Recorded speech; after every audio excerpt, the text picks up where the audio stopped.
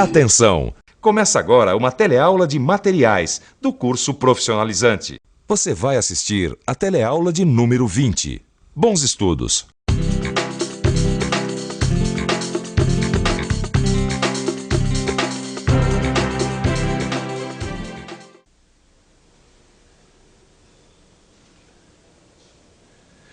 Bom, meu amigo, está na hora da despedida.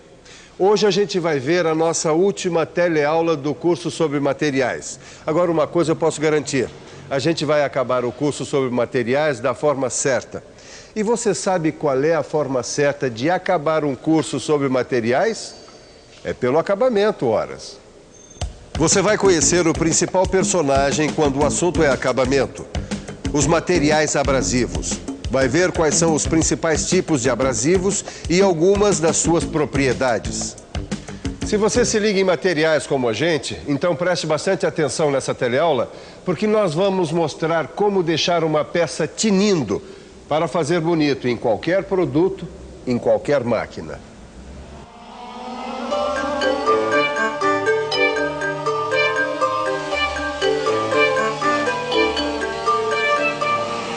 Quanta máquina quente, hein, Nilza? Põe quente nisso. É cada arrancada, cada freada, cada curva. Você já imaginou o atrito que isso provoca, Edgar? Deve dar um desgaste enorme para as peças dos karts, não? E desgasta mesmo, viu? Aumenta a temperatura, libera partículas e facilita a corrosão. Mas se a gente quer fazer um carro bem legal, a gente vai ter que usar um bocado de atrito, viu? Como é que é? Isso mesmo. Para diminuir a aspereza da superfície, para dar acabamento ou para retificar uma peça, a gente usa o atrito. Você não sabia? Nem sonhava. Para retificar ou dar acabamento no material, o técnico em mecânica usa um material abrasivo para tirar as irregularidades que a gente não enxerga a olho nu. Material abrasivo? Deve ser uma brasa, Mora. Ei, Neuza, não me vem com essa não, senão a gente acaba entrando num atrito, hein? Você está vendo um exemplo bastante simples de um atrito provocado por material abrasivo. Aliás, na indústria mecânica, a função do material abrasivo é bastante parecida com a da pedra de amolar, que com certeza você já conhece, já deve ter visto em alguma cozinha. Aliás, a gente não precisa sair da cozinha para entender direitinho o que é um material abrasivo. Quem não tem panelas de aço inox ou dessas panelas revestidas com resinas antiaderente, tem que dar o maior duro para deixar uma panela velha brilhando. E sabe com o quê? Com sapólio. O sapólio é muito usado até hoje, mas ele é tão abrasivo que se a gente usar o sapólio para limpar uma panela de aço inox, vai deixar tudo riscado. Sabe por que isso acontece? Vamos ver.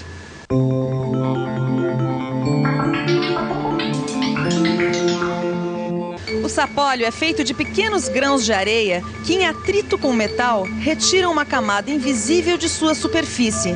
Daí a gente percebe os risquinhos. Os grãozinhos que estão aqui no sapólio fazem parte de uma família de materiais que tem a propriedade de retirar camadas de outros materiais através do atrito. Como é o nome dessa família? Ela é a chamada família dos materiais abrasivos. Aqui estão vários tipos de abrasivos que aparecem num monte de situações em mecânicas. Os abrasivos podem ser em pó, grãos, rebolos e placas.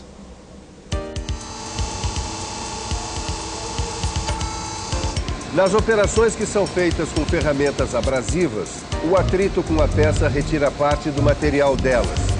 E quanto mais fino for o grão do abrasivo, mais fino e polido será o acabamento. Pode reparar no acabamento de muitos produtos que você tem aí na sua casa ou no seu trabalho. Pode ser um motor, um vidro, uma faca de cozinha. Praticamente todos os objetos que você conhece foram usinados por abrasivos na sua fabricação. Compreende a importância do abrasivo?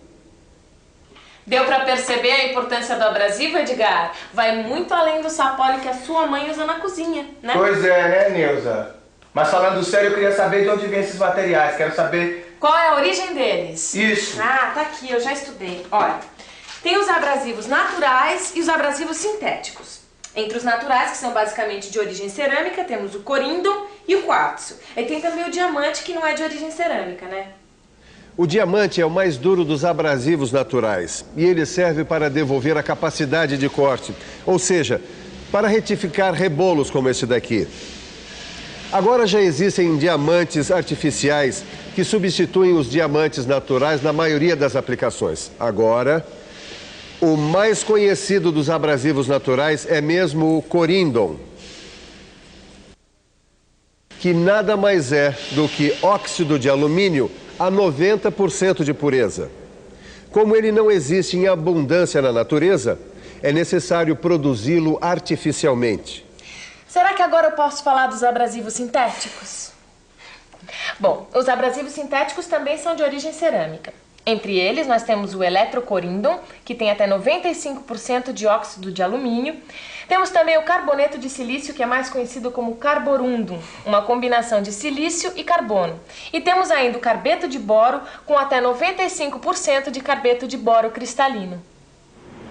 Esses abrasivos sintéticos servem também para afiar ferramentas de corte e ainda para polir e dar acabamentos a estampos, matrizes e gabaritos.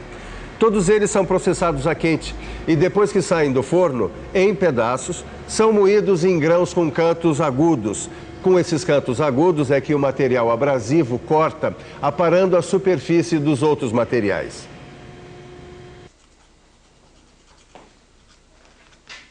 Tá vendo só? Lixando unha. Essa teleaula tá ficando cada vez mais caseira. Edgar, se você usasse um pouco a cabeça, ia perceber que eu estou usando um abrasivo para afiar um material que precisa de um bom acabamento.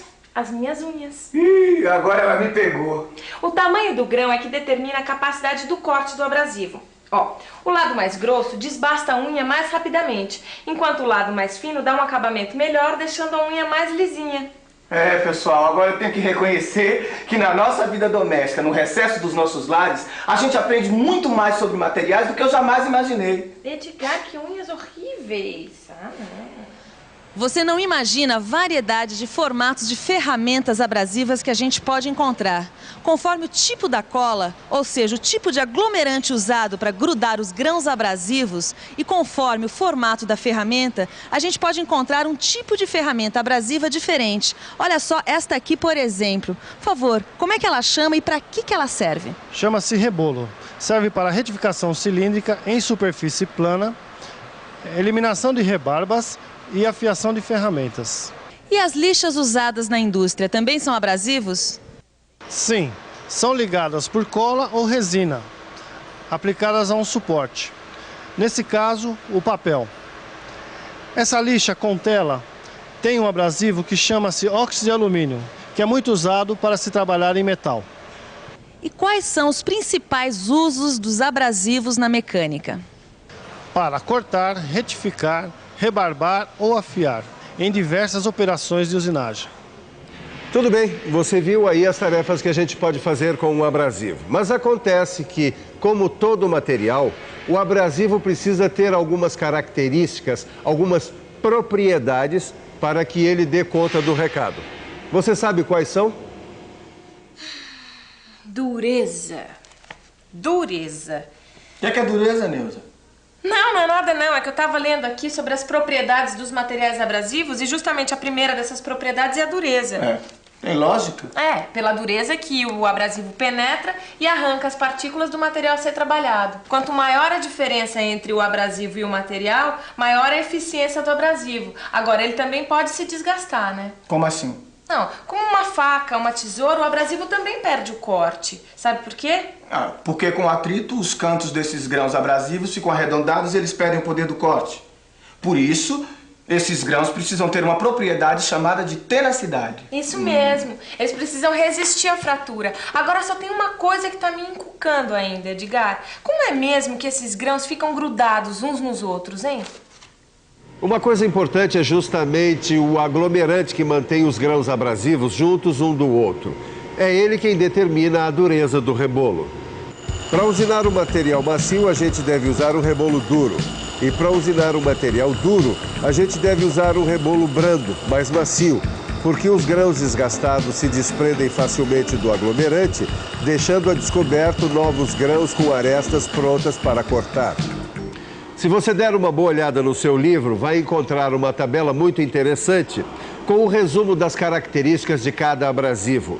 E além disso, vai ter exercícios para serem feitos que vão deixar você com o assunto na ponta da língua.